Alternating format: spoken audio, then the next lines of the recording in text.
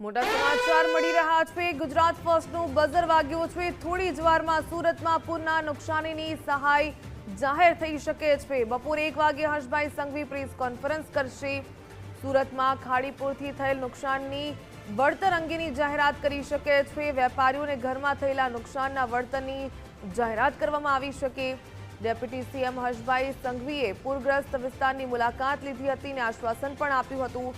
વધુ વિગત મેળવીએ સંવાદદાતા નિકુંજ જાની પાસેથી। નિકુંજ, સુરતમાં જે પૂરની સ્થિતિ જોવા મળી હતી, મોટું નુકસાન પણ પહોંચ્યું હતું અને હવે હર્ષભાઈ સંઘવી છે થોડી જ ક્ષણોમાં જાહેરાત કરી શકે છે વળતર અંગે।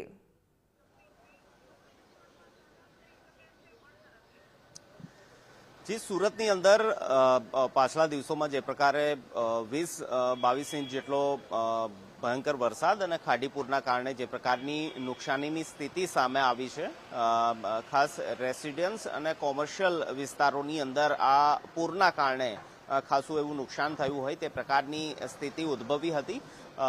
રાજ્ય સરકાર આ અંગે સહાય જાહેર આજે કરશે તે પ્રકારની જાણકારી મળી રહી છે।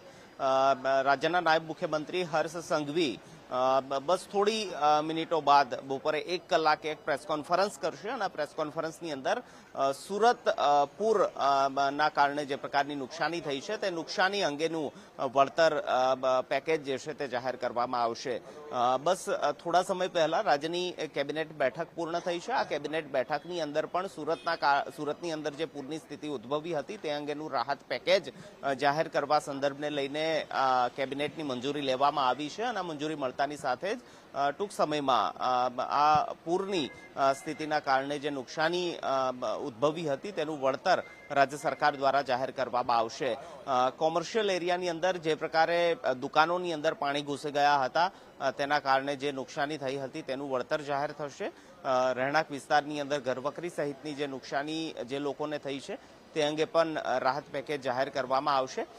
દુકાનોમાં રાહત પેકેજ અંગે ફોર્મ્યુલા સ્ક્વેર મીટર હિસાબથી જે દુકાનો જે માપ છે તેના આધારે સંભવિત રીતે એ નુકસાનીની જાહેરાત કરાશે। ઘરવખરીની પણ જે નુકસાની થઈ હશે તેની પણ નુકસાની વળતર રાજ્ય સરકાર તરફથી આપવામાં આવશે। મહત્વનું છે કે પૂરની સ્થિતિના કારણે મુખ્યમંત્રી અને નાયબ મુખ્યમંત્રીએ સુરતના આ પૂરગ્રસ્ત વિસ્તારોની મુલાકાત લીધી હતી અને મુલાકાત સમયે પણ જે નુકસાની થઈ છે તેનું આંકલન કરવામાં આવ્યું હતું। સુરત મનપાની ટીમો દ્વારા પણ નુકસાની વળતર અંગેની જાહેરાત કરતા પહેલા ત્યાં પણ એ નુકસાની કયા પ્રકારની છે, કેટલી માત્રામાં છે તેનું પણ આકલન કરવામાં આવ્યું હતું અને આકલન કર્યા બાદ ટૂંક સમયમાં ખૂબ જ ટૂંકા ગાળાની અંદર રાજ્ય સરકારે સુરતની નુકસાની વળતર અંગેની જાહેરાત કરવાનો નિર્ણય લીધો છે અને બસ ગણતરીની મિનિટોમાં નાયબ મુખ્યમંત્રીની એક પ્રેસ કોન્ફરન્સ થશે જેની અંદર સુરત પૂરના કારણે થયેલ નુકસાની અંગેનું વળતર જાહેર કરાશે।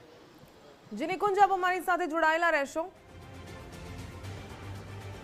તો બપોરે 1 વાગે હર્ષભાઈ સંઘવી પ્રેસ કોન્ફરન્સ કરશે અને વેપારીઓને ઘરમાં થયેલા નુકસાનના વળતર અંગે જાહેરાત કરી શકે।